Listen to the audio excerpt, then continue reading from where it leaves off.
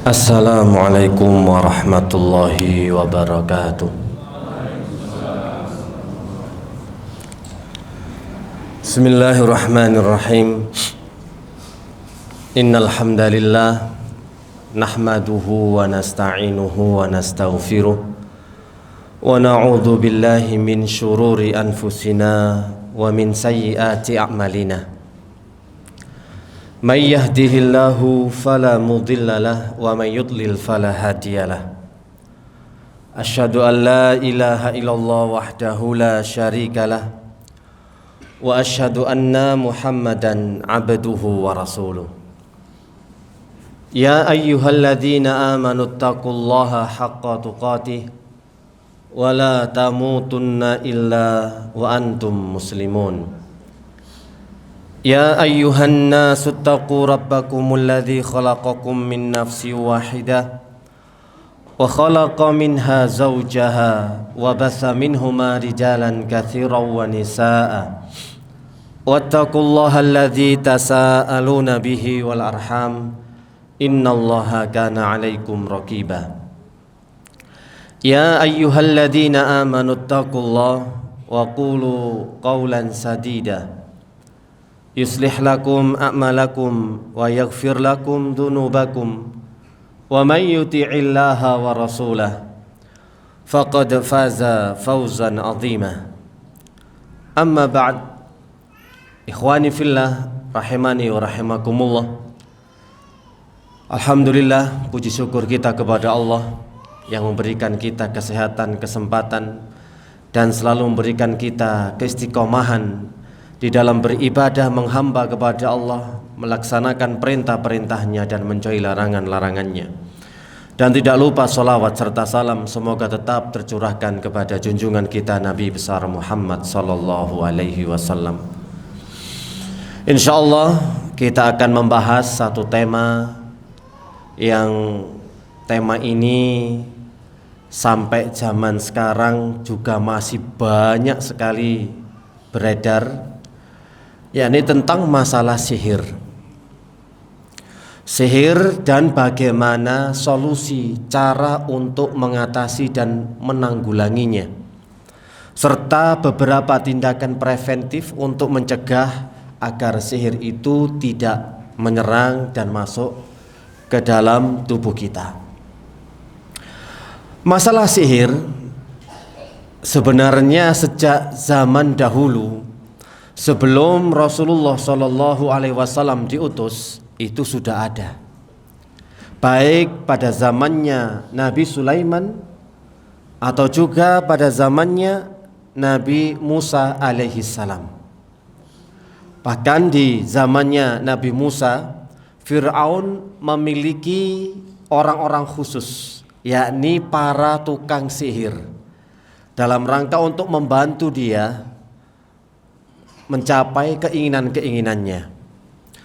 Memang zaman dahulu sering orang yang dipercaya sebagai tokoh supranatural, sebagai orang mendampingi dan membackingi dia untuk bisa menang melawan musuhnya.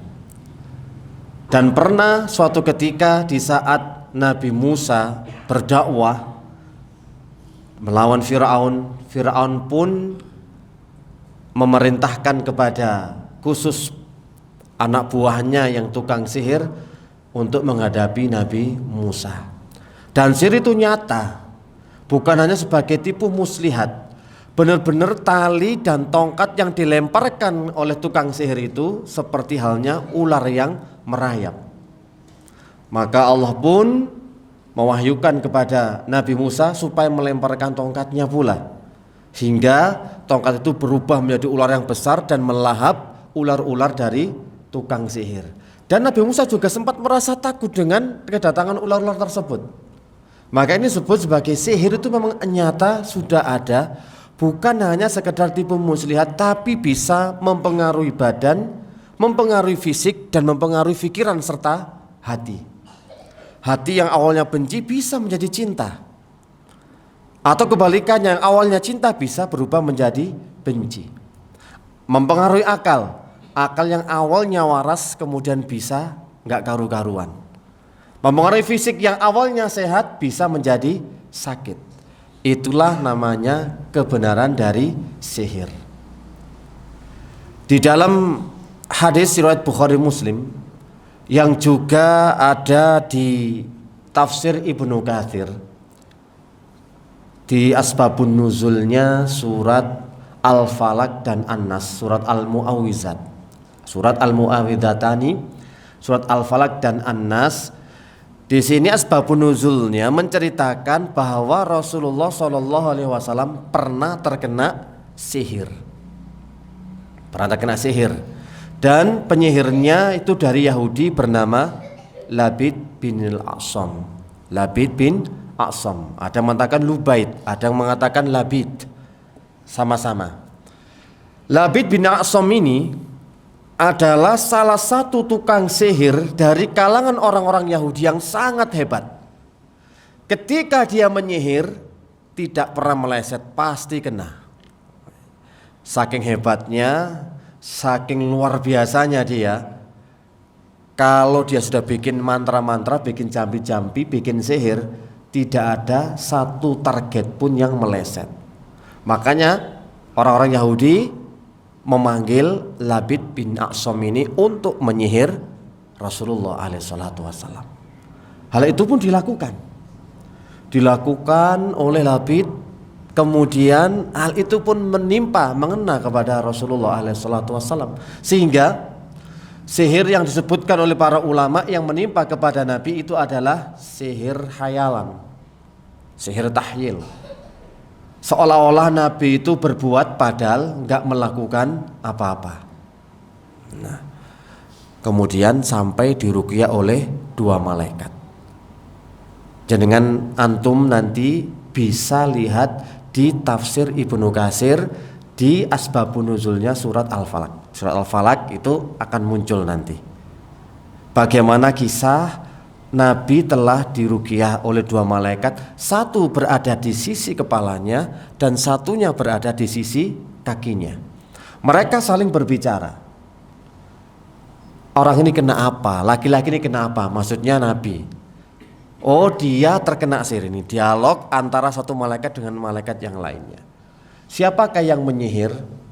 Yang menyihir adalah Labid bin A'sam. Lalu dengan apa dia menyihir Muhammad?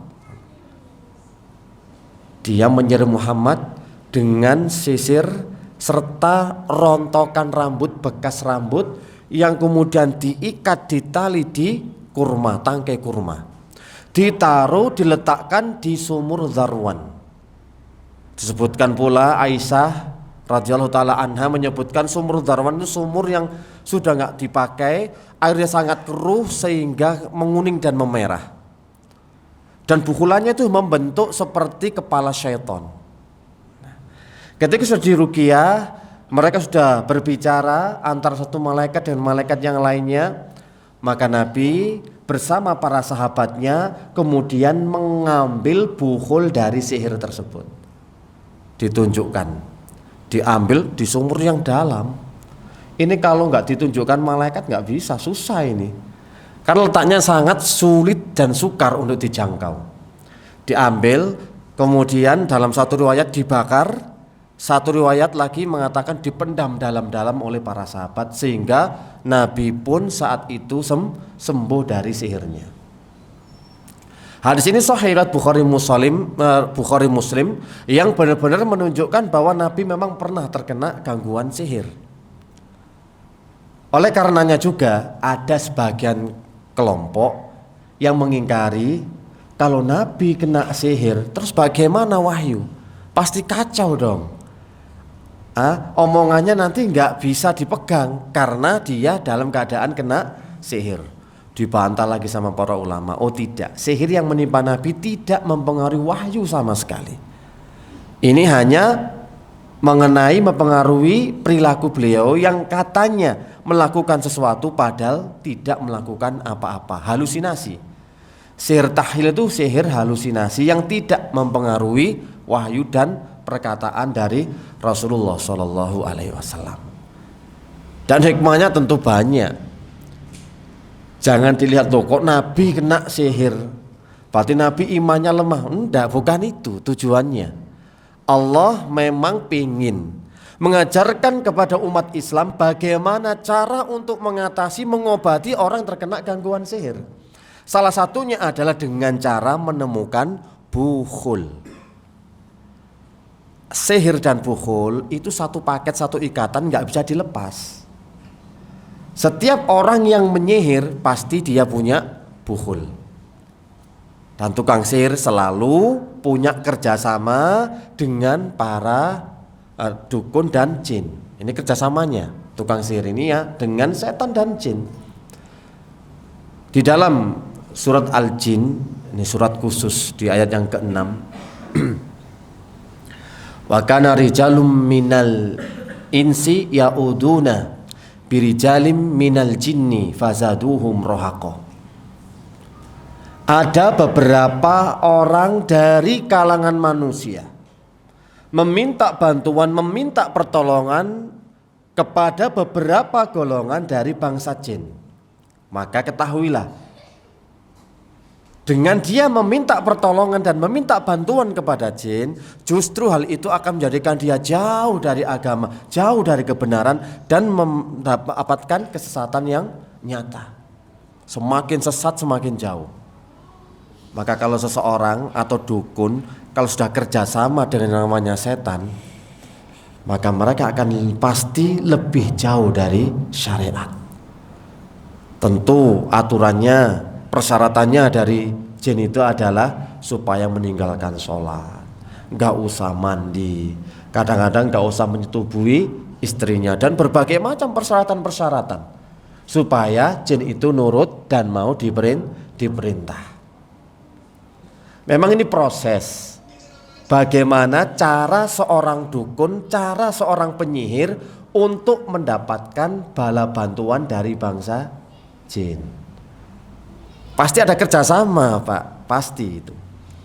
Dan caranya mereka cari dulu, cari pasukan. Biasanya cari di tempat-tempat yang memang berpotensi angker. Misalkan di gunung, di kaki gunung, di bukit, di gua, mereka bertapa dengan persyaratan-persyaratan tertentu. Entah puasa dulu, ada yang puasa weton, ada yang pati geni, puasa 7 hari, ngebleng 40 hari, dan juga ada jambi-jambinya, macam-macam ritual-ritualnya. Nanti kalau sudah dilakukan, maka dia akan didatangi dan siap untuk membantu. Setelah membantu, nah tukang sihir ini tinggal merintah, tergantung request, Pak. Nah, requestnya mau apa gitu ya? Mau sakit kepala, mau jadi orang kembang bayang artinya itu sakit-sakitan yang ada di ranjang, atau pingin is dead, mati, atau yang terserah. Jadi itu sudah tergantung bagaimana negosiasi antara penyihir dengan orang yang minta targetnya. Tergantung Pak negosiasinya, nanti ya negosiasi dulu. Baru kalau sudah deal, saya menginginkan orang ini sakit yang susah untuk diobati. Maka orang ini pun kena sakit yang bermacam-macam. Bisa komplikasi, bisa penyakit yang sangat dahsyat. Mungkin dokter memang sukar sekali untuk mencari, mendeteksi dan mendiagnosa jenis penyakitnya. Memang tipenya semacam itu. Karena sudah ada perjanjian, sudah ada akad tadi ya. Nanti sudah ketika dukun itu sudah deal-dealan, maka dia pasti minta persyaratan sebagai maharnya, satu.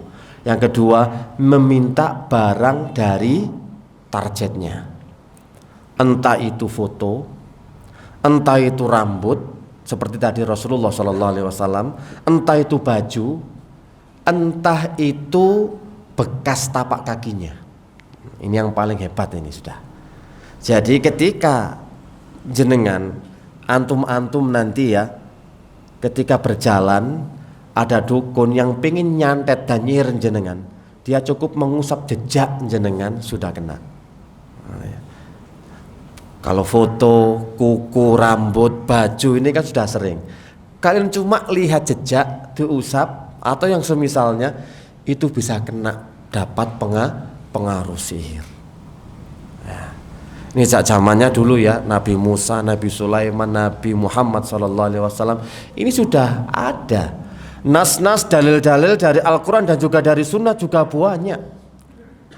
Contohnya tadi ya surat Al-Falaq di ayat yang hampir yang 2 ayat terakhir ya, wa min sarrin naffasati fil uqad. Berlindung kepada Allah dari keburukan tukang sihir wanita yang biasanya menghembus kepada bukhul-bukhul, ikatan-ikatan. Disebutkan di sini wanita-wanita, karena memang biasanya wanita itu lebih tajam dan lebih mujarab ketika menjadi dukun. Disebutkan para ulama karena wanita memiliki sifat hasad, dengki, sehingga semakin dibumbui antara kekuatan setan dan kekuatan kedengkian dijadikan satu, bisa semakin hebat. Di situ nanti banyak penjelasan yang panjang ya di surat Al-Falaq. Kenapa sebutkan sini kok tukang perempuan, tukang sihir, bukan laki-laki. Walaupun sama-sama ada, sama-sama banyaknya, baik laki-laki dan perempuan sama-sama jadi dukun, tapi yang lebih berpotensi, lebih hebat itu adalah para wanita. Wanita itu mudah iri, ya, mudah hasad, mudah dengki, dan mudah baperan, ya, sehingga semakin menambah kekuatan bagi para setan dan jin, dan membus kepada bukhul. Selalu ada ikatan, ada bukhul tadi ya, barang-barang yang dipakai mediasi oleh dukun untuk melancarkan sihirnya. Pokoknya sesuatu yang ada pada kita. Dengan jampi-jampi dan ritual-ritual itu dihembuskanlah, sehingga tertimpalah sihir itu dengan izin Allah Subhanahu wa ta'ala. Semua sudah ada takdirnya. Jangan nanti bisa lihat juga di surat Al-Baqarah ayat 102. Kisahnya malaikat Harut wa Marut yang mereka mengajarkan ilmu tafriq, memisahkan antara suami dan istri, sihir tafriq. Dijelaskan di situ pula bahwa semua itu bisa terjadi karena dengan izin Allah Subhanahu wa ta'ala. Nah, ini sekilas tentang masalah sihir, bahwa sejarah sihir itu sudah memang ada dan terjadi sejak nabi-nabi terdahulu sampai kepada Nabi Muhammad SAW, dan dalil secara akal, fakta di lapangan sampai saat ini pun orang terkena gangguan sihir itu sangat banyak. Bahkan kita dalam menangani pasien-pasien itu sudah overload, nggak mampu kita sendiri untuk menangani kasus pasien. Saking apanya? Saking banyaknya orang terkena kasus sihir, walaupun zaman modern. Apalagi detik-detik semacam ini Pak, mau pemilu. Wah, ini banyak yang paranormal dan orang pinter katanya ya. Paranormal orang pinter untuk backingi supaya menjadi terpilih. Walaupun mereka gelarnya hebat, tapi untuk sesuatu yang mistis, klinik, wah sangat kental. Harus pakai cara-cara semacam itu. Kan sering kita dengar bagaimana kabar tentang pilihan lurah. Ketika ada yang menang kemudian langsung mati. Karena apa? Saingannya nggak terima, langsung disantet. Nggak terima. Dan kasus-kasus seperti ini banyak di Jawa ya, banyak. Nggak tahu di Bali. Sini kan masya Allah luar biasa. Kalau di Jawa, di Kalimantan, di mana lagi ya yang sering kita ya di Makassar, Sulawesi, kita sering menangani kasus-kasus sihir. Karena kita juga selaku praktisi, jadi tahu fakta di lapangan bahwa kasus sihir itu bukan semakin habis, tapi semakin banyak. Walaupun zaman milenial, walaupun medsos, ya setannya juga ikut medsos. Canggih setannya sekarang. Loh, setannya sekarang itu sudah main TikTok, ya, main IG loh sekarang itu. Ada orang kena TikTok itu, waduh, Oh, apalagi yang kena game, kena apa itu banyak kasus-kasus seperti itu yang mengikuti zaman. Jadi dahulu sampai nanti setan tuh nggak akan bisa punah, memang nggak akan hilang. Semakin banyak dan beranak pinak karena mereka umurnya jauh lebih panjang daripada manusia. Jangan kira loh ya jin nanti nggak ada yang bermain medsos ya. Sampai sihir itu ya sekarang modelnya cuma sekedar WA itu sudah bisa mengenai target. Cuma lihat WA tok, tahu nomornya di WA. Bagaimana kabar Anda? Kita baca itu sudah termasuk jambi-jambi ritual, dan kalau dibuka dibaca langsung masuk kepada target, kepada pasien. Ada yang kasus lewat Facebook. Facebook itu model pelet. Ada lagi nggak tahu di sini istilahnya apa, gendam. Gendam itu ya orang itu disuruh apa-apa nggak ngerasa. Keluarkan uangmu, nurut. Gelangmu mana? Nggak tahu di sini istilahnya apa, Pak? Gendam juga? Ya gendam berarti ya. Masih ada tuh gendam, buktinya kena telepon palsu gitu ya, sering aja nurut, transfer sekian, disuruh transfer. Itu ilmu gendam, sihir sudah termasuk salah satu bentuk sihir. Di medsos, di Facebook, orang kenalan, ya ini antara cewek cowok ini ya. Memang sudah cowok ini punya ilmu yang namanya pelet dan juga gendam.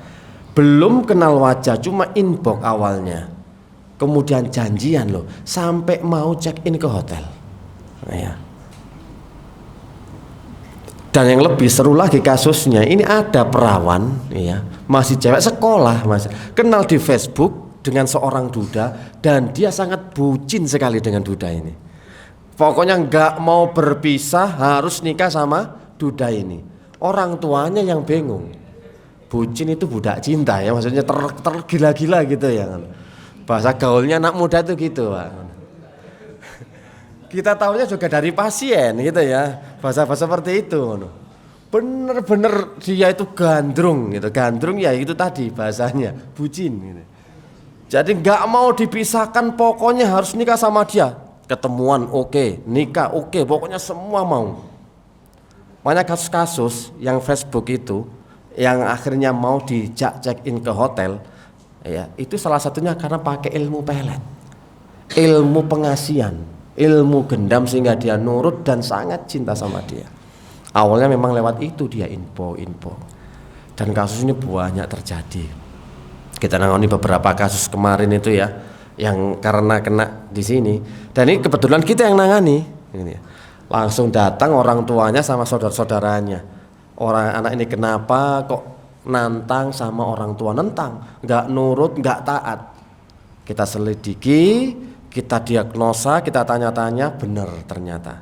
Ya lewat fotonya, lewat berandanya itu kan sudah kayak nggak mau dipisahkan dan betul-betul cinta mati, nggak mau sekali kalau dipisahkan. Hanya kita ruqyah, masya Allah. Ruqyah satu-satu jinnya keluar dan alhamdulillah sembuh, nggak jadi nikah sama duda. Kebetulan itu masih keponakan, salah satunya ya, dan yang lainnya banyak kasus seperti itu, banyak. Nah kemarin kalau kasus seperti itu ya sampai habis apa itu, setelah bercinta atau setelah berhubungan badan di hotel lalu dimutilasi, ditempatkan di koper. Sampai berapa itu? Karena dia bingung, sudah habis main kemudian dia gara-gara apa langsung dibunuh, digorok, nggak tahu caranya gimana untuk menghilangkan mayat ini, dimutilasi akhirnya. Dari mulai leher, tangan dimasukkan koper. Santai aja dia. Mobilnya dibawa, dompet uangnya dibawa semua. Kasus memang dari hal itu. Ingin memang apa? Mengambil hartanya. Jadi orang ini sudah punya keluarga, si wanita ini, tapi dia punya mobil, dia kaya, dia ya punya sepeda motor juga, dijaklah terus, dirayu-dirayu, kena akhirnya ke hotel. Setelah itu dibunuh, dibawa lari mobilnya. Ini kasus pelet ini ya. Makanya kita akan jelaskan jenis-jenis sihir, sekaligus bagaimana cara penanggulangannya ya. Nah dari sihir-sihir yang ada mungkin yang sering sekali kita dengar, jenis sihir yang sering terjadi itu adalah pertama, sihir marot. Sihir yang menjadikan orang itu sakit. Menjadikan orang itu sakit, kena sihir. Tergantung sekarang ya, ingat jinnya sudah modern loh ya. Ketika didiagnosa sama dokter, bahkan check up, cek darah semua, benar-benar kena. Oh ya, penyakitnya ginjal atau gagal ginjal atau kanker atau darah tinggi atau stroke. Sudah terlihat, muncul hasil pemeriksaannya.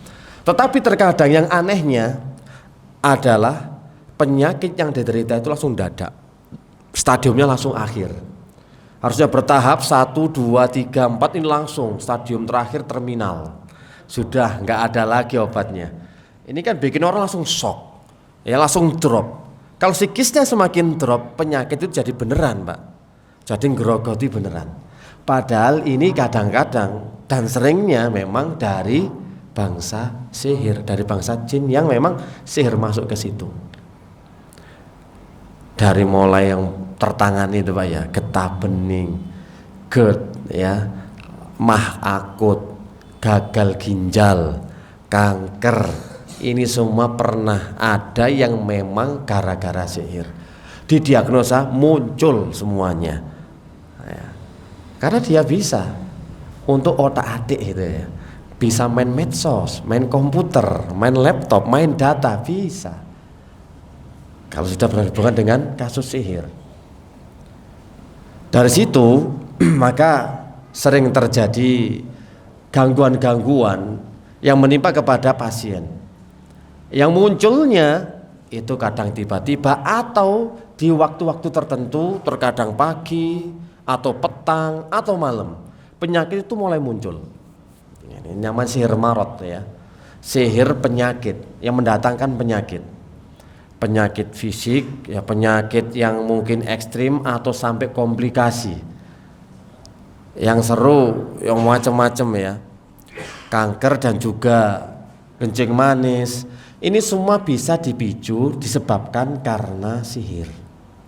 Walaupun itu terdiagnosa. Tapi kadang-kadang ada yang tipenya penyakit ketika di check up, didiagnosa dokter nggak muncul dan nggak ketemu. Dua-duanya bisa. Terkadang bisa muncul tapi langsung parah, ataukah penyakit itu nggak ketemu. Kasus nanti banyak kita akan sampaikan. Yang kedua modelnya adalah sihir pelet, sihir mahabbah. Mahabbah ini coro Arabe Pak, sihir mahabbah. Koyok-koyok kelihatannya ini adalah bahasa Arab bagus. Tapi kalau diistilahkan nanti dengan istilah di Indonesia namanya sihir pelet. Bikin orang jatuh cinta sama kita. Atau lebih ekstrim lagi, atau di Jawa seperti Banyuwangi ada namanya model pelet jaran goyang. Nah inilah Pak ya, jaran goyang, semar mesem gitu ya. Ini model pelet semua. Ada yang dari Jawa Barat ya, setiap daerah itu punya nama masing-masing. Loh itu bukan kok sekedar lagu loh ya. Ini diangkat dari kisah nyata memang jaran goyang itu. Kalau seorang suami sudah kena aji-ajian si jaran goyang, dijamin kelepek-kelepek, lupa anak, lupa istri. Memeti ya. Memeti nang perempuan itu. Jadi gelap mata wis. Diajak kemanapun mau. Apalagi yang pakai ilmu jaran goyang ini pinter ngerayu. Saya mau mas, kau jadikan yang kedua, ketiga, yang keempat, aku mau. Dia akan memperjuangkan. Berjuang akhirnya sang suami. Sampai tengkar sama istri, tengkar sama anak. Gak peduli, yang penting bisa mendapatkan si wanita ini. Karena dia sudah ada pengaruh. Pikirannya akalnya nggak sehat lagi. Nanti ciri-cirinya orang kena sihir pelet itu ya, ciri-cirinya tuh biasanya suka ngelamun, suka blank gitu ya, suka blank. Blank itu ya nggak fokus. Misalkan kayak gini ada kajiannya, tapi ngelamun sendiri. Nah hati-hati kena pelet nanti ya.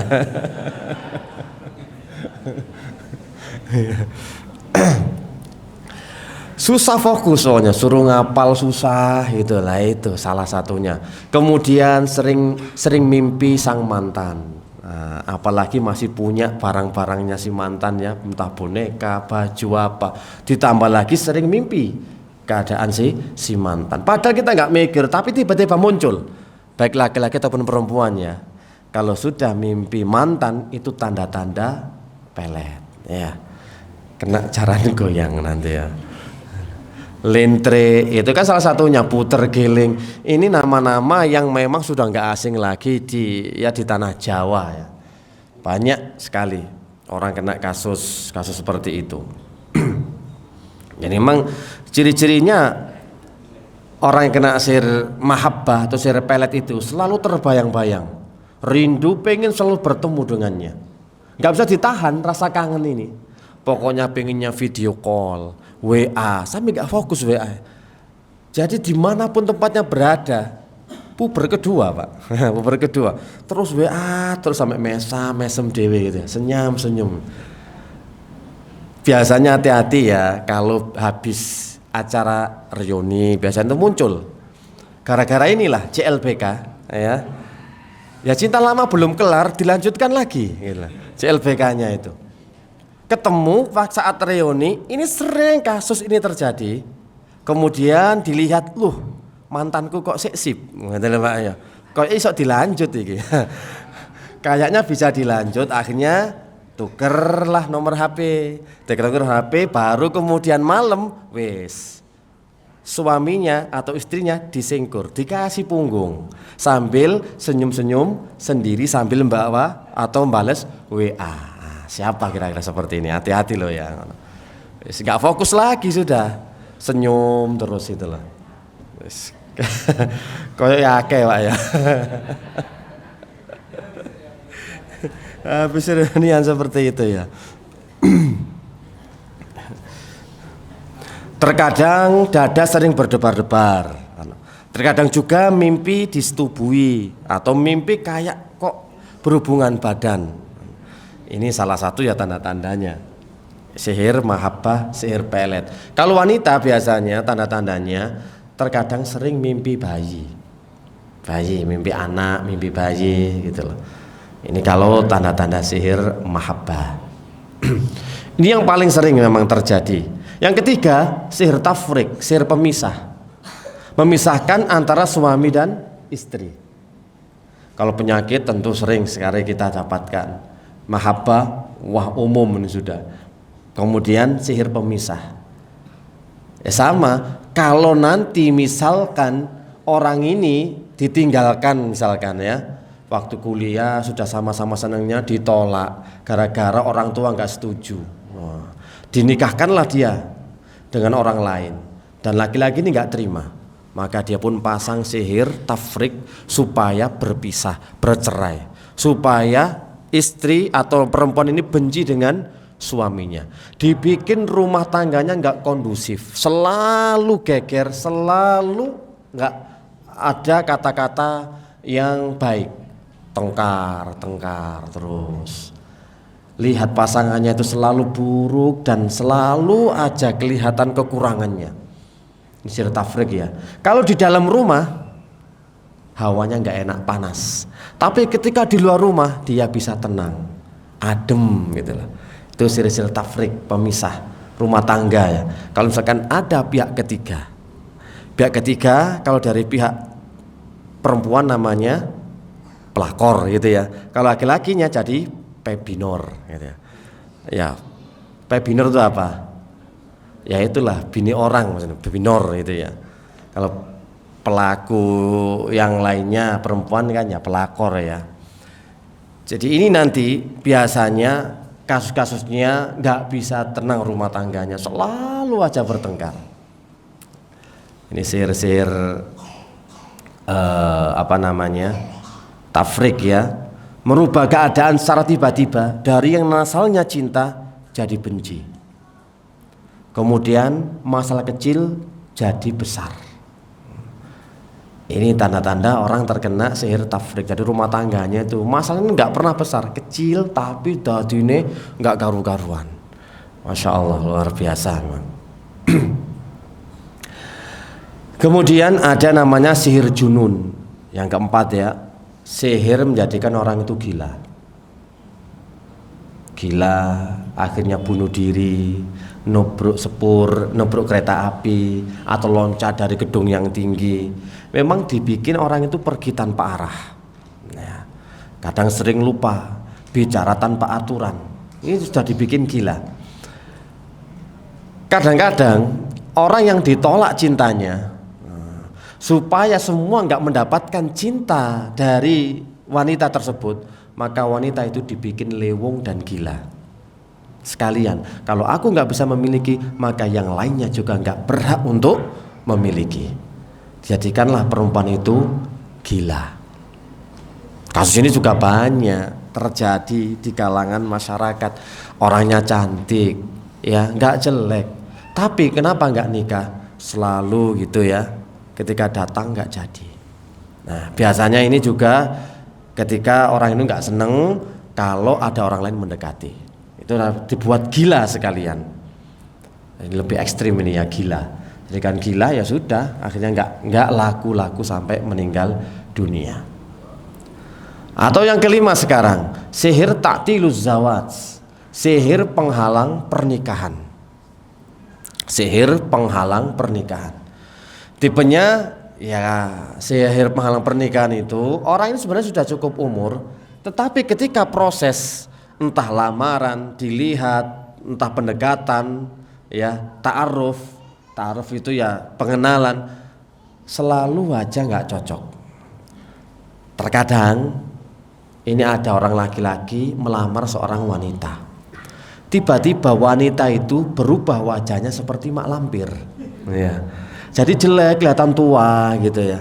Loh, calonku kok kelihatan tua ya, kok kayak mak lampir. Akhirnya membatalkan, nggak jadi pak, nggak jadi saya nikah, mundur. Atau kebalikannya, si wanita ini selalu nggak merasa srek, nggak selalu merasa cocok dengan orang yang melamar dia. Yang nggak cocok, entah juga berubah jelek, berubah jadi orang jelek atau orang tua, yang sekiranya hatinya nggak pernah srek, nggak pernah pas. Selalu ada aja penghalang. Kalau nggak dari pihak lelaki ataupun pihak perempuan. Dan kadang-kadang ini kan terjadi tapi nggak tahu. Kenapa ya kok nggak nikah-nikah? Ya salah satunya karena ada sihir penghalang pernikahan, entah dari siapa atau siapa. Yang jelas sihir itu datangnya dari orang yang kenal, gitu lah ya. Karena nggak mungkin kalau dukun itu nggak kenal, nggak tahu, tiba-tiba nyihir kita, nggak bisa. Ya harus dari orang kenal dulu, ada konflik, ada masalah, nah baru dukun ini disewa.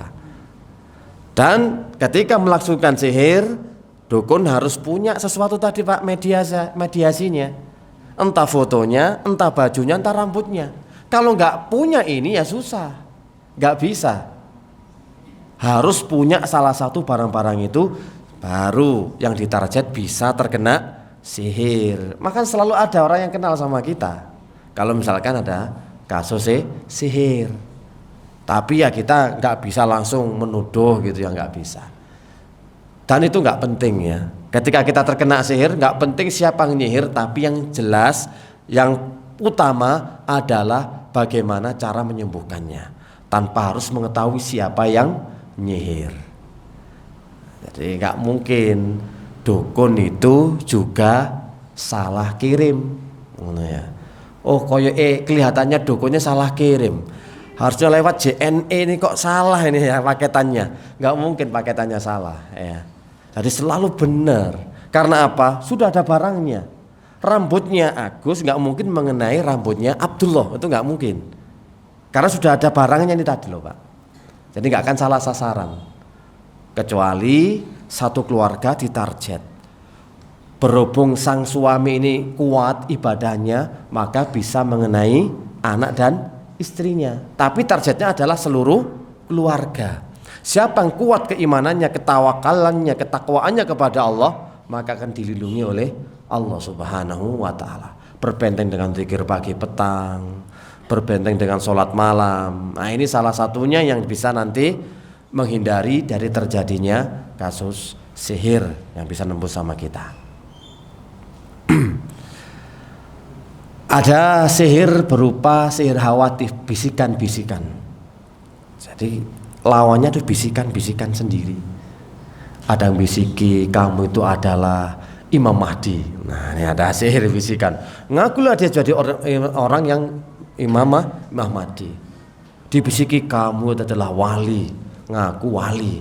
Dibisiki kamu salah seorang nabi, muncullah orang yang ngaku-ngaku nabi. Ini setan yang bisiki, Pak. Setan bisik-bisiki dan dia ngaku-ngaku. Nah, dan ada kisah kasus pasien ini yang dibisiki untuk misalkan membunuh atau menceraikan pasangannya. Ada yang disuruh bakar sepeda motor bapaknya, dibakar sepeda motor itu, Pak. Katanya aku tadi ada bisikan, Ustaz, sehingga disuruh bakar sepeda motor, dibakar sepeda motor bapaknya. Karena ada bisikan-bisikan. Sehingga kadang ada orang itu sampai cemas, takut, khawatir, nggak berani keluar rumah, selalu berada di dalam kamar. Sampai makan, BAB kencing ada di kamar karena merasa takut ada bisikan-bisikan. Ada yang mau bunuh kamu lah, ada ngejar-ngejar kamu lah. Itu halusinasinya juga kuat, di samping juga ada bisikan-bisikan. Ada yang tipe sihir nazif, sihir pendarahan. Orang sihir pendarahan ya. Ini khusus untuk wanita yang pendarahan ya, bukan untuk laki-laki ini ya. Sihir ini khusus menimpa kepada kaum wanita. Kaum wanita. Dia menstruasi tapi nggak selesai-selesai. Bisa jadi sebulan, 2 bulan, atau masa mensnya itu lebih banyak daripada masa tidak 3 minggu, seminggu nggak tapi 3 minggunya gitu loh ya, menstruasi. Ini namanya sihir pendarahan. Ada sihir penglaris. Nah, ini juga seru ini ya, sihir penglaris ya. Ini kan banyak kalau gini ya. Misalkan ada suatu warung, suatu rumah makan atau suatu usaha, sekiranya kelihatannya biasa-biasa, tapi pengunjungnya, konsumennya, pembelinya sangat banyak sekali sampai ngantri-ngantri. Dari segi rasa biasa, nggak ada istimewanya. Tapi kenapa sampai antri-antri? Bahkan sempat viral, Pak ya. Saat itu ketika ada warung makan yang viral, yang lawaris, ternyata ada ilere pocong. Pocong, ngiler, tos tadilah laris. Bahkan ada tuyul yang masuk ke kuah gitu ya. Tuyul nggak pakai baju tapi masuk ke kuah. Wah, itu viral waktu beberapa tahun yang lalu itu. Dan ini penglaris memang. Dan penglaris itu macam-macam. Ada paketannya loh, Pak. Kleber, tahu kleber kan, spanduk plus erus. Apa erus itu, Pak? Entong ya, Pak. Centong itu, centong iku lho, iku nek suwuke Pak centong iki. Ditutupno tuk, nah iku wis langsung pembeli teko kabeh. Datang semuanya. Padahal di dalam ini kuah tadi itu sudah ada ramuannya. Terkadang celana dalam gitu ya. Loh beneran ini ya. Kadang barang daleman itu loh. Iya, baju dalam, semua serba dalam di situ. Nah, diublek jadi satu dan jenengannya mengkonsumsi. Cara ini enak, polenake. Dan ketagihan semua. Nggak tahu ternyata baceman, gitu loh Pak. Itu ada bacemannya itu. Saya nggak tahu bahasa Indonesia baceman itu apa Pak ya. Satu luar biasa loh.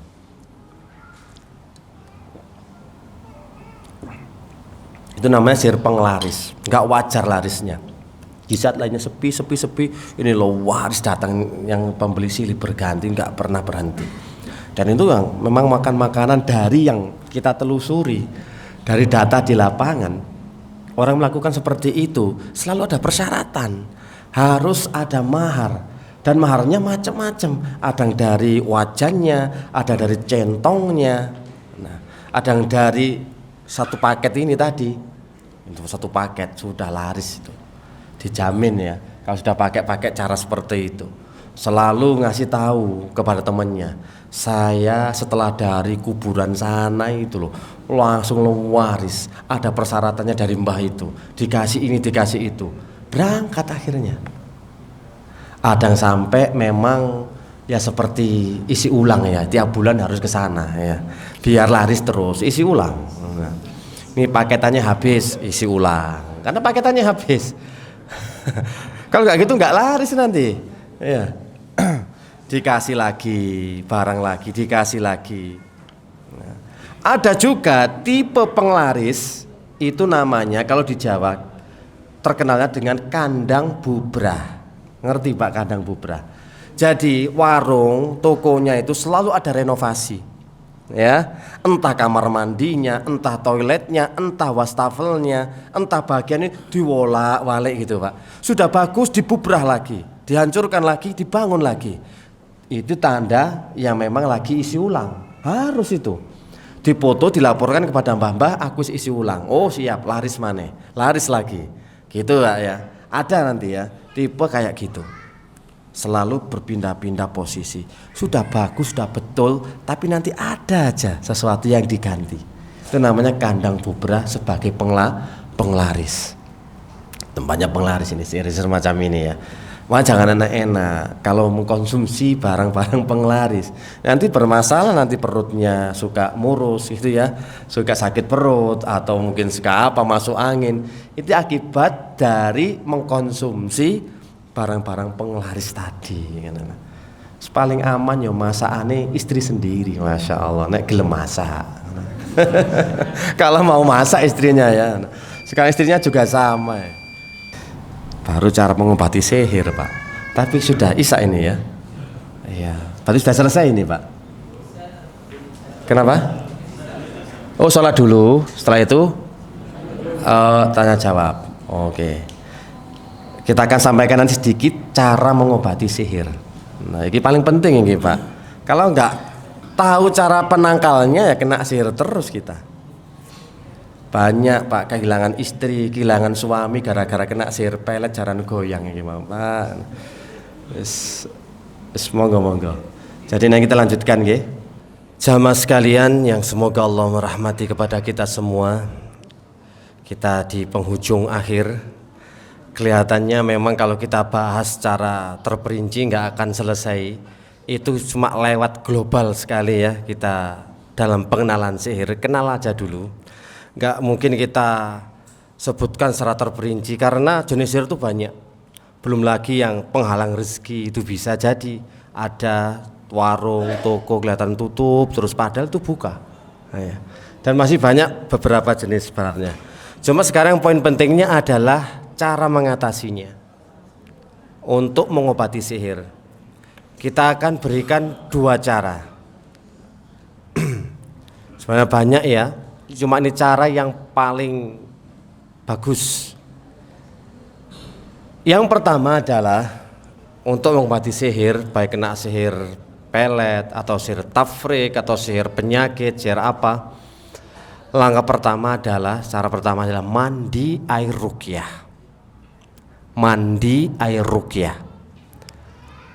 Di sini sebutkan para ulama, salah satunya Syekh bin Baz, beliau punya risalah kecil, tulisan kecil, utaib gitu, khusus membahas tentang sihir dan cara menanggulinya. Maka beliau mengatakan cara yang paling bagus dalam mengatasi ruqyah adalah dengan dalam mengatasi kasus sihir adalah dengan mandi air ruqyah. Bagaimana cara membuat cara mandi air ruqyah? Langkah-langkah awalnya. Pertama, ambil 7 lembar daun bidara yang masih seger, yang masih hijau. Jangan sudah kering ya, yang masih hijau seger. Kalau ada loh ya, kalau ada daun bidara. Nah. Yang kedua, setelah kita ambil 7 lembar daun bidara, tumbuk halus daun tersebut. Atau kalau enggak, kita cukup sobek jadi 2 ya. Ditumbuk bisa dengan batu, ya bisa dengan berbagai hal macam, nah apalah yang bisa, yang penting lembut halus. Kalau enggak cukup disobek-sobek daunnya ya. 7 lembar ya. Yang ketiga, masukkan daun bidara tadi yang disobek-sobek tadi ke dalam bejana yang berisi air. Air secukupnya yang digunakan untuk mandi. Bejana, baskom, ember ya. Jeding, boleh jeding. Tapi nanti kan bacakan ayatnya itu kalau bisa di luar ya. Kemudian dijadikan satu dengan jeding. Ya kamar mandi lah, jeding itu bahasa sana, Jawa ya, jeding. Lah setelah kita sudah campurkan, kita masukkan daun bidara ke dalam bejana, lalu masukkan tangan ke dalam bejana atau ember dan dekatkan mulut ke air.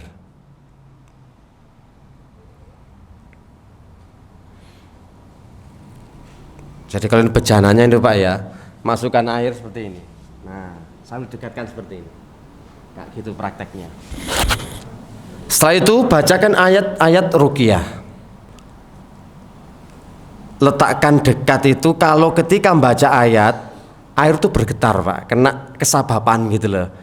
Nah, bergetar gitu loh. Terus yang dibaca ya bebas sebenarnya.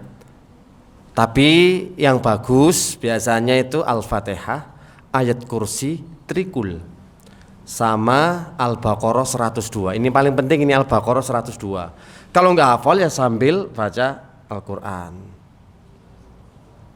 Kalau Al-Fatihah insya Allah pun khatam, tentu sudah khatam. Al-Ikhlas atau trikul, Al-Ikhlas, Al-Falaq, An-Nas gampang. Ayat kursi insya Allah bisa. Tinggal satu ini. Al-Baqarah 102, rodok dawa ya Pak, lumayan panjang. Ngapal none, yang ngafalkannya juga bagus.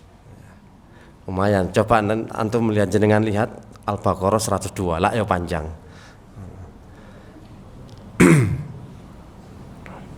Nah, jadi setelah itu minum sebagiannya.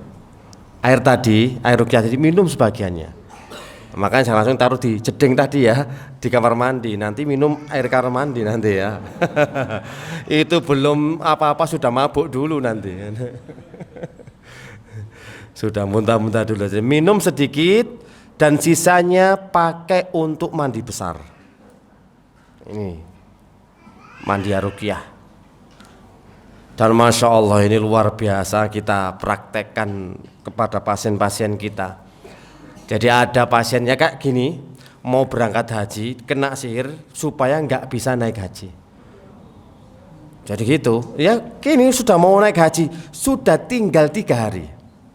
Tinggal 3 hari atau 1 minggu gitu ya. Lalu dia dibikin sakit, drop, dicek up, itu katanya mah, kena kipas angin kedinginan, menggigil, nggak doyan makan. Jadi ya sudah kayak cuma di pembaringan toh. Ingat ya, menggigil. Nah, menggigil. Saat itu kita datangi malam. Kita diagnosa, kita benar-benar lihat ciri-cirinya, oh iya kena sihir. Sakitnya dadaan. Nggak lama dadaan, cuma berapa hari tapi langsung drop. Diobati nggak mempan. Akhirnya kita sudah positif, oh kena sihir ini Pak. Jenengan harus mandi air ruqyah jam 12 malam saat itu. Secara logika, secara akal, orang ini nggak betah dingin, nggak berani dingin, nggak pernah nyentuh air. Kalau sholat cuma tayamum.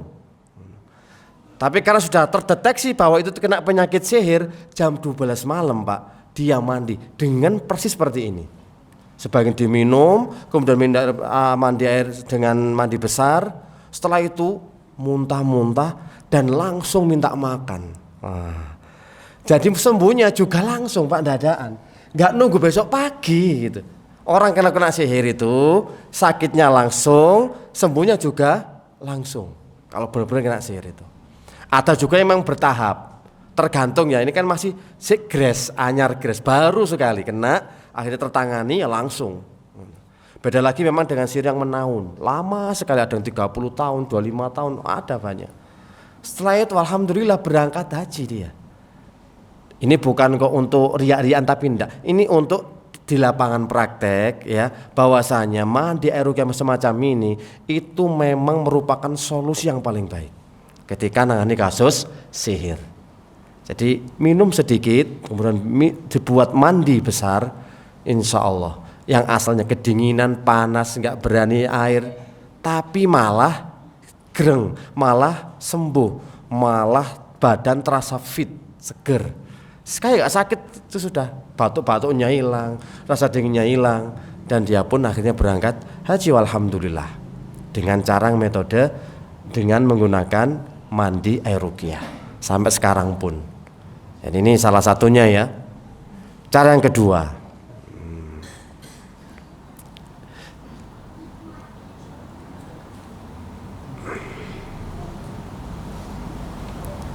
cara yang kedua itu Pak, dengan menggunakan air zam-zam. Air zam-zam ini jangan remehkan Pak, karena air zam-zam sebagaimana disebutkan oleh Rasulullah SAW, ma'u zam-zam lima syuribalahu. Air zam-zam itu berkhasiat sesuai dengan niat peminumnya, tergantung niat peminumnya. Kalau dia menginginkan kesembuhan, berdoa kepada Allah, maka niscaya Allah memberikan kesembuhan kepadanya.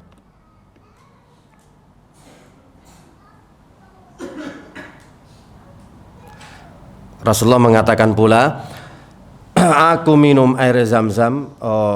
Rasulullah juga dalam yang hadis riwayat yang lainnya mengatakan, innaha mubarakah.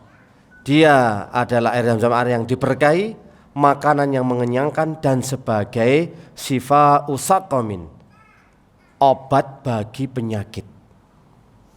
Di samping air yang barokah bisa mengenyangkan perut, ya, kalau lapar nggak ada makanan, minum aja air zam, mesti kekenyangan kalau 1 galon ya. Kenyang itu, kalau nggak ada makanan pokoknya air zam-zam aja dikonsumsi, insya Allah itu kenyang itu. Benar-benar kenyang memang. Dan syifa'u saqmin, juga obat bagi penyakit.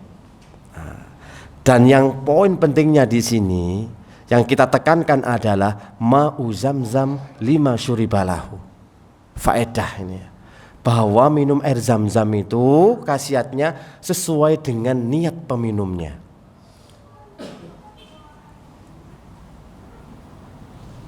Imam Syafi'i Pak pernah minum air zam-zam karena dia mengetahui lima syuribalahu sesuai dengan niat orang yang minum. Maka ketika dia meminum air zam-zam punya 3 niatan waktu itu. Yang pertama, pintar memanah. Yang kedua, pandai dalam agama. Yang ketiga, untuk masuk surga. Beliau menceritakan di saat Imam Syafi'i minum air zam-zam, beliau meniatkan dengan pandai memanah, sehingga dalam 10 kali memanah, 1 kali meleset, 9 kali tepat sasaran. Langsung gitu Pak, Masya Allah ya. Dan yang kedua, dia minta supaya pandai agama, dan sudah terbukti beliau adalah seorang imam besar yang mumpuni dalam masalah agama, dalam masalah fiqh. Dan yang ketiga, beliau ingin masuk surga dan saya berharap untuk mendapatkannya kelak. Itu kata Imam Syafi'i. Jadi para ulama-ulama terdahulu ketika mengetahui hadis Nabi Muhammad SAW bahwasannya air zam-zam tergantung yang meminumnya untuk kesembuhankah, untuk pintar baca Al-Quran kah, atau untuk menghafal Al-Quran, Masya Allah, insya Allah Allah akan memberikan hafalan. Jadi jenengan minum, ya Allah saya ingin hafal Al-Quran 30 juz, tapi jangan minum terus, ya harus ngafal Al-Quran ya. Nah, kalau minum terus nggak pernah ngafal, ya nggak hafal 30 juz sampai kiamat nggak hafal ya. Jangan sampai cuma bersandar kepada air zam-zam. Oh tadi katanya air zam-zam buat ngafal Quran, bisa minum aja terus air zam-zam tapi nggak pernah ngafal, nggak selamanya nggak pernah bisa ngafal. Tetap harus ada ikhtiar, harus ada usaha. Jangan cuma mengandalkan minum air zam-zam. Sufyan bin Uyainah juga beliau menceritakan, air zam-zam tergantung keinginan seorang meminumnya. Tiba-tiba ada orang yang minum 1 ember, minum maksudnya banyak gitu ya, saking banyaknya ada mengatakan 1 ember, diminum air zam itu. Lalu ditanya sama Sufyan bin Uyainah, wahai fulan, kamu tadi minum air zam-zam begitu banyak. Apa yang kamu inginkan? Aku mendengar Nabi mengatakan demikian, aku berharap engkau membacakan aku 100 hadis. Langsung Sufyan bin Uyainah membacakan kepada laki-laki itu 100 hadis. Mujarab pol, Pak. Jadi kisah-kisah dulu itu. Al-Hafidz Ibnu Hajar, saya pengen punya hafalan kuat seperti Imam Hakim. Imam Hakim itu perawi hadis, mustadrak gitu ya. Maka ketika Al-Hafidz Ibnu Hajar termotivasi untuk memiliki hafalan seperti Imam Zahabi, maka diceritakan oleh Imam Suyuti, beliau minum air zam-zam agar bisa memiliki kekuatan hafalan seperti Imam Zahabi. Maka Al-Hafidz Ibnu Hajar, beliau pun memiliki tingkat hafalan yang sungguh luar biasa, melebihi Imam Zahabi. Minum itu, Pak. Jadi para ulama terdahulu itu benar-benar mempraktekkan ini loh, air zam-zam itu khasiatnya luar biasa. Dan ini kisah nyata juga. Tahun 2020 kemarin, di saat kita juga umroh bareng membimbing, ada jamaah, Pak. Orangnya tinggi besar dari Lamongan, tinggi besar kuat. Sampai di sana, dia itu gara-gara pernah nantang tukang sihir. Tukang sihir ditantang, sihirin aku, gak wedi, gak takut aku. Sampai di sana, Pak, budal berangkat itu sehat walafiat, kuat sekali. Di sana lumpuh, gak bisa. Setelah ibadah umroh, Pak, sudah gak bisa kemana-mana. Sampai akhirnya dia pakai tongkat. Kita katakan mumpung di sini air zam-zam banyak, mandio air zam-zam. Langsung dia ambil 1 drijen air zam-zam, dibuat mandi, Pak, ruqyah. Masya Allah, langsung bisa jalan. Mumpung di sana karena bisa mandi air zam-zam. Di Indonesia nggak bisa, Pak. Mahal, Pak, air zam-zam di sini, Pak. Ya, pulang umroh, pulang haji aja cocing gitu, Pak, sedikit-sedikit ya. Itu penghormatan aja itu. Bukan buat mandi, bukan 1 galon. Ini mumpung di sini buat mandi. Masya Allah, dengan izin Allah pula dia pun mendapatkan kesembuhan ketika mandi air zam-zam. Jadi dua trik ini, Pak, ya, 2 cara dalam menanggulangi sihir. Yang pertama adalah dengan mandi air ruqyah bersama daun bidara, sedikit diminum lalu dibuat mandi besar. Yang kedua dengan air zam-zam. Oke, Pak, sini ceritanya, Pak. Tapi pertanyaan juga banyak, Pak.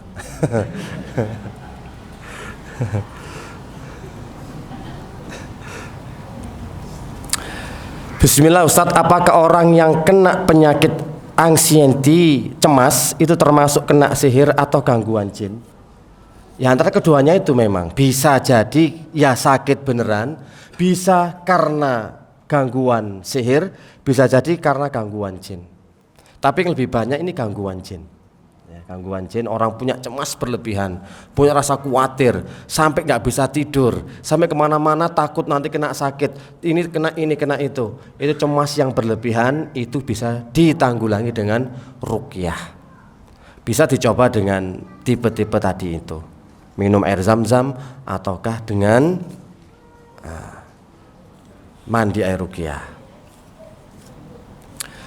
Nggak betah di rumah, dan kalau di rumah sering cekcok, tengkar terus sama suami, apakah yang termasuk kena sihir? Ntar. Kalau memang suaminya nggak pernah ngasih nafkah, ini wajar cekcok, ini nggak usah disihir. Ini sihirnya cuma apa? Dikasih uang sak gebok, Pak, sembuh itu istri, nggak bakal cekcok ya. Sudah deh, ini shopping sana, sembuh insya Allah. Ini perlu diteliti lagi nih ya, perlu di check up ini. Foto ini ya, sering cekcok karena apa ya. Suamiku kok seneng mancing ya, mancing perkara, Pak. Ya mestilah, pasti tengkar ya. Jadi bisa jadi ya, tapi ya tidak harus ya, karena ada problem kadang problem rumah tangga yang membuat cekcok, dan itu tidak harus kena sihir. Karena kata Rasulullah SAW bahwasanya inna iblisa yadau arsahu alal bahr alal ma. Sesungguhnya iblis ya meletakkan singgasananya di atas laut. Summa yab'atsu saroyahu. Kemudian mereka mengirim pasukannya. Laporan satu persatu untuk menggoda manusia. yang ini yang itu, bisa membunuh, minuman keras, judi, zina. Oh, katanya ma fa'alta syai'a, kamu belum melakukan apa-apa. Tapi ketika ada satu prajurit tentaranya setan mengatakan, aku sudah bisa memisahkan antara suami dan istri, maka kata iblis, nikma anta, kamu adalah prajurit yang paling hebat. Memang secara nggak langsung seluruh rumah tangga kita itu ditarget sama iblis dan bala tentaranya supaya bercerai-berai dan carut marut. Belum ada sihir itu sudah memang dibikin seperti itu, nggak nyaman. Apalagi kalau ditambahi ada sihir. Itu Pak ya.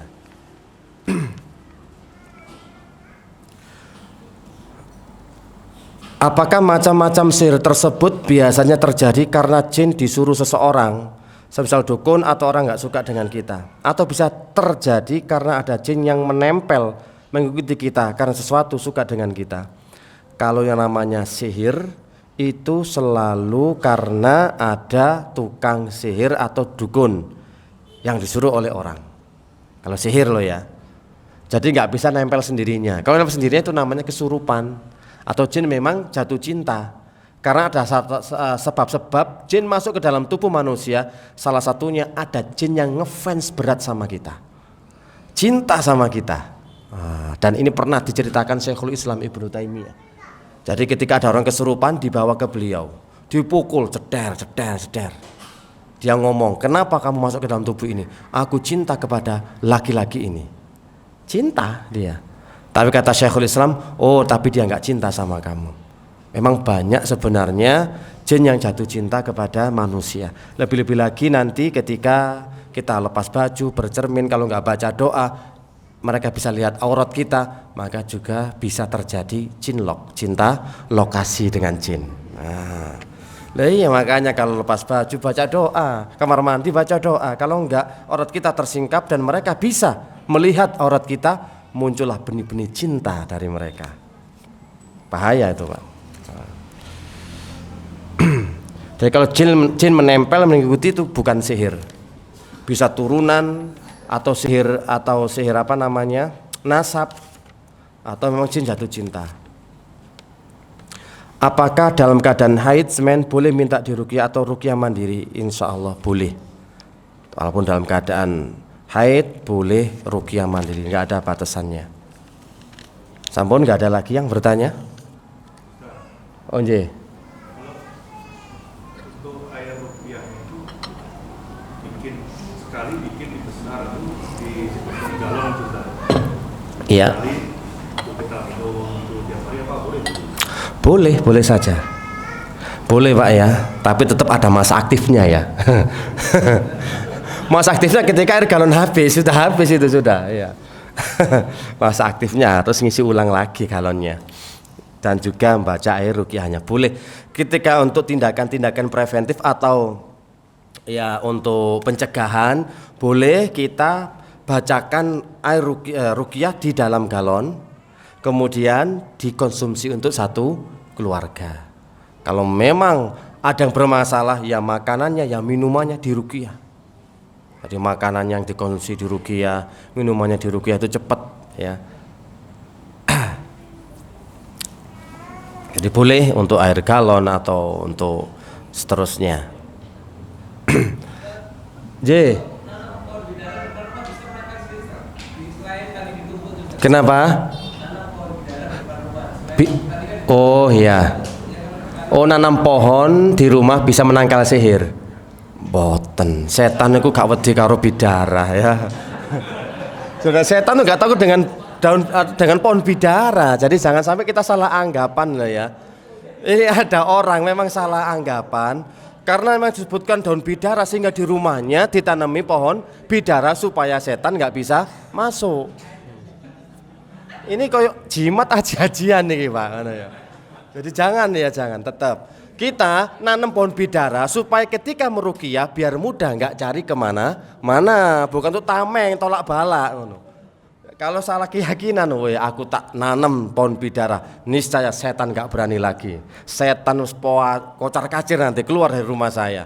Tetap kita nangani orang itu yang sampai punya beberapa bidara, memang diperjualbelikan, ya tetap kena gangguan jin. nggak takut padahal bidaranya banyak satu rumah itu. Bukan satu pohon, dia punya benihnya gitu ya, tetap kena gangguan jin. Oh iya, monggo. Kenapa? Ya, secara dalil daun bidara itu tidak ada secara dalil ya, tapi dijadikan para ulama sebagai bukti konkret ketika mereka melakukan ruqyah. Salah satunya Syekh bin Bas tadi, Syekh bin Bas rahimahullah. Karena dalam ruqyah ya, itu ada masalah ijtihadiyah, artinya kita boleh enggak sesuai dengan dalil, yang penting terpenuhi 3 syarat. Harus dari Al-Qur'an ya. Kemudian meyakini bahwa ruqyah itu tidak bisa memberikan manfaat kecuali dengan izin Allah, dan yang kedua dengan doa-doa. Gitu ya. Jadi yang pertama dengan ayat Al-Qur'an dan doa-doa, yang kedua memakai bahasa Arab atau bahasa yang bisa difahami, dan ketiga meyakini kalau ruqyah itu tidak bisa mendatangkan manfaat kecuali dengan izin Allah. Dan maka itu boleh Anda menggunakan air putih, kopi, gitu ya, teh, boleh dicampur bidara kemudian diruqyah. Lah pusing-pusing mikir cicilan kan kon ngopi masih lah, suruh itu kopi dicampur bidara, hilang itu stresnya bisa. Lah iya toh. Nah masuk itu mumet mikir apa ya mestalah. Botol kopi dikasih bidara diruqyah, insyaallah wis tenang ya. Iya, naam.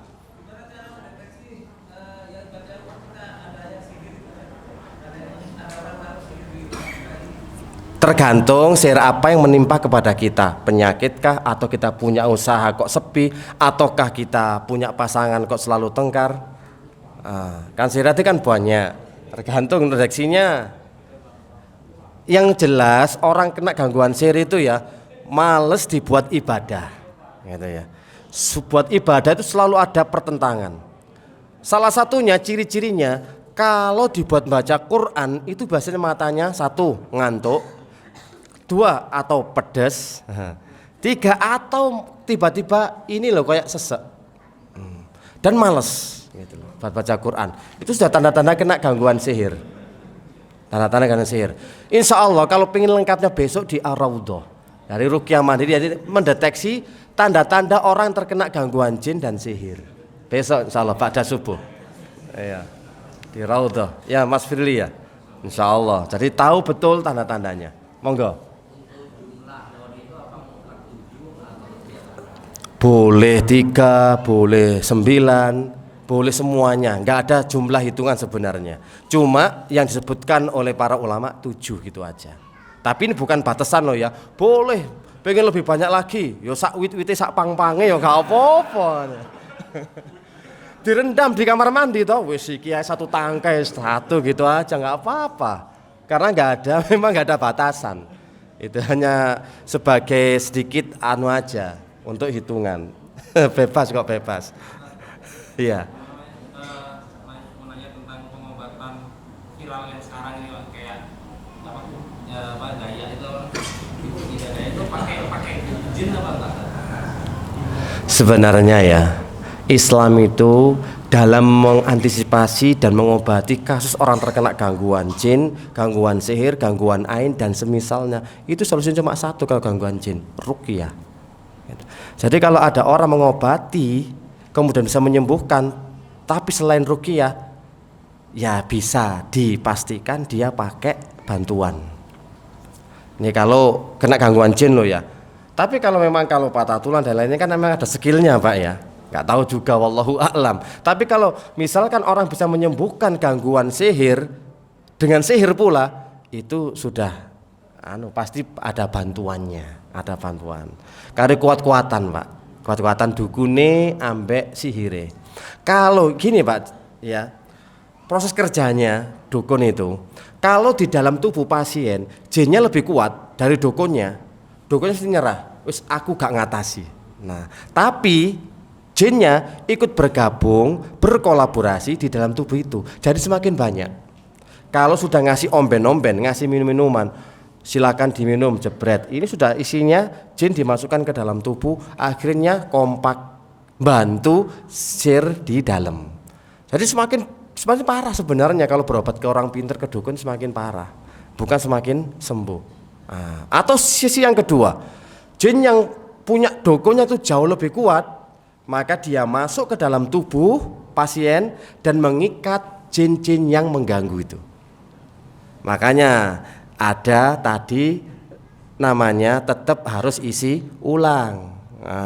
Kalau sudah 1 bulan 2 bulan, ini butuh makan lagi toh, dikasih harus gitu loh, untuk ngikat jinnya tadi. Kalau dia lebih kuat, tapi kalau lebih lemah dia bantu di dalam. Gitu loh Pak. Itu proses kalau mengobati sihir, dengan ke orang pinter, dengan dukun. Bukan solusi untuk menyelesaikan, tapi mesti memperparah. Malah gak gelem sholat lah, gak mau sholat, gak mau ibadah, dan seterusnya, semakin jauh dari Allah nantinya. Makanya yang dilihat Allah itu adalah proses, bukan hanya sekedar hasil. Prosesnya benar, syar'i, sesuai dengan tuntunan, minimal sebelum sembuh sudah dapat pahala, sudah menjalankan ibadah. Karena yang dinilai oleh Allah adalah prosesnya, bukan kesembuhannya. Karena kadang-kadang orang sembuh, ya, orang bisa sembuh bukan dengan ruqyah, tadi dengan dukun, dengan paranormal, dan orang pinter yang penyakitnya dipindah ke kambing, ke ayam, ke telur, bisa sembuh dengan izin Allah pula. Tapi Allah gak ridho, cuma mengizinkan sebagai fitnah supaya dia semakin yakin kekuatan orang pinter itu. Tapi tetap dia gak dapat pahala, tetapi dosa di atas dosa. Harusnya ujian, musibah, penyakit yang menimpa kepada dia sebagai penggugur dosa, diangkat derajatnya, dapat pahala. Tapi kalau berobatnya salah, tambah dapat dosa. Prosesnya mana, tinggal kita aja sama-sama sembuh. Tapi kalau kita prosesnya yang syar'i sesuai dengan tuntunan Rasulullah, maka dia akan mendapatkan pahala dan juga menggugurkan dosa dan diangkat derajatnya oleh Allah Subhanahu wa taala. Sampun nggih, insyaallah. Nggih. Kalau orang yang pasang susuk itu praktek sihir juga, dan juga bagaimana mitos dengan daun kelor. Daun kelor ya. Daun kelor itu untuk sayur ya. Daun kelor untuk sayur. Itu enak, sayur kelor, dadar jagung, wah enak apaan. Iya. Dan kita seneng hobi memang kalau daun kelor, tapi itu bukan untuk merontokkan susuk. Kalaupun itu merontokkan susuk, caranya tetap kurang syar'i. Itu cara dari orang-orang dulu Pak, atau dari orang pinter dulu. Kalau pengen susuknya itu kuat, pantangannya jangan makan daun kelor atau sayur kelor. Kalau untuk mengeluarkan, merontokkan juga dengan daun kelor. Walaupun itu berhasil, ingat, prosesnya tetap belum dikatakan syar'i. Bisa cara ruqyahnya ada. Cara meruqyah susuk, oleskan minyak habatus sauda. Ya, di daerah mana susuk itu dimasukkan. Bacakan ayat-ayat, dimasukkan. Insyaallah bisa keluar dan bisa hilang susuknya, pengaruh susuknya. Yang penting bisa tobat ya, bahwa dulu saya susukan ini enggak benar. Kan memang untuk kekuatan biasanya, kadang untuk kecantikan. Ini ada juga kasus pasien orang marketing. Nah, sebenarnya susuan itu susuan linggis nang lambene, Pak. Nah, ngomongnya pinter gitu kan ya. Jadi susuan gini kadang inten, kadang apa biar landep. Orang itu benar-benar terkesima dan akhirnya beli produk tersebut gitu loh. Ya memang ini juga pengalaman orang pernah yang kita tangani. Bahkan marketing hotel gitu, dia itu memang omongannya luar biasa sehingga menarik konsumen buahnya. Ketika itu dia ingin tobatnya gimana Ustadz? Sudah tobat, kemudian kita ruqyah dan susuknya ya insya Allah sudah nggak berpengaruh lagi. Itu memang orang yang susukan macam-macam, ada yang di bibirnya, ada yang di hidungnya biar koyok hidung India atau apa. Semuanya ada yang untuk kekuatannya di pinggangnya, ya, ada yang tangannya, banyak Pak. Orang-orang dulu itu memang untuk kekuatan pasang susuk. Maka caranya dengan dioleskan tadi dan taubat kepada Allah Subhanahu wa taala. Sudah? Nggih.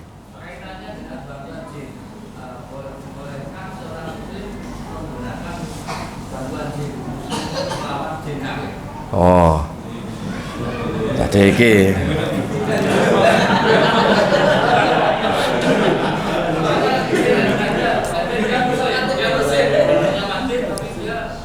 melakukan saya semacam orang dia dukun, tapi orientasinya dia bilang yang dia pakai memang jin muslim.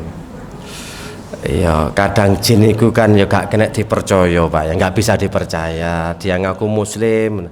Sebenarnya kalau jin itu benar-benar beriman, bertakwa dan Islam artinya tunduk Pak ya. Islam artinya tunduk. Kalau Islam itu kalau jin itu benar-benar Islam harus tunduk dengan aturan. Nggak ada sistem kerjasama antara jin dan manusia. Kalau manusia tawakalnya hanya kepada Allah Subhanahu wa Ta'ala dalam menjalankan ibadah apa saja, dan mereka juga punya kewajiban wa ma khalaqatul jinna wal insa illa liya'budun, ya kudu menghamba kepada Allah, ya sholat, ya puasa. Makanya dia nggak boleh misalkan masuk ke dalam tubuh manusia, itu zalim. Kalaupun ada kerjasama, modelnya seperti apa kerjasamanya? Karena tidak ada sistem gratis bagi dunia jin ketika manusia sudah minta bantuan kepada mereka. Ada maharnya lah, ada ininya lah, harus ada itu, harus ada timbal balik. Makanya jangan enak ketika wis kamu tak bantu, nanti tak pijeti sembuh pokoknya. Aku lo jin muslim. Nah biasanya dia datang lewat mimpi, pakai sorban putih, ya, pakai baju jubah putih ganteng, orangnya putih, tasbih ya gede-gede Pak, besar-besar, masya Allah aku malaikat. Nah, akhirnya dia pun terpesona dan mau dikasih ini. Itu tipu dayanya setan. Jadi kalau mereka sibuk dengan ibadah kepada Allah, nggak ikut campur urusan manusia, harusnya seperti itu ya. Jadi harus hati-hati. Ada namanya khodam. Nah, khodam itu nanti beda lagi ya. Itu namanya punya khodam jin muslim ya. Harusnya muslim tunduk aturannya, beda dunia, beda dimensi. Maka mereka sibuk beribadah sendiri karena mereka juga punya anak istri, harus dididik, dibimbing, diajari ngaji. Mereka juga punya keluarga ya Pak. Nah kalau dia ditelantarkan ikut perang, dia mati, istrinya janda Pak. Kasihan anak istrinya. Makanya ya secara intermezzo aja. Tapi memang mereka punya kewajiban seperti kita sebagaimana manusia. Jadi nggak boleh kerjasama dengan bangsa jin. Apalagi kita sudah bisa kasih kode dan yang lainnya. Kecuali kalau dia sendiri, kita tanpa meminta dan tanpa sepengetahuan kita, ya silahkan. Tapi kalau sudah ngomong tak bantu kamu, jangan. Karena tidak ada sistem gratis, bisa jadi nanti anak kita, istri kita akan dimintai. Ya dimintai timbal balik atau cucu-cucu kita. Ya semoga apa yang saya sampaikan bisa bermanfaat dan kita akan lanjutkan mungkin di pertemuan besok atau yang akan datang. Dan semoga pula kita terhindar dari sihir-sihir, dan semoga pula Allah menjaga kita, membebaskan kita dari keburukan-keburukan para tukang sihir. Subhanakallahumma wa bihamdika asyhadu an la ilaha illa anta astaghfiruka wa atubu ilaik. Wassalamualaikum warahmatullahi wabarakatuh.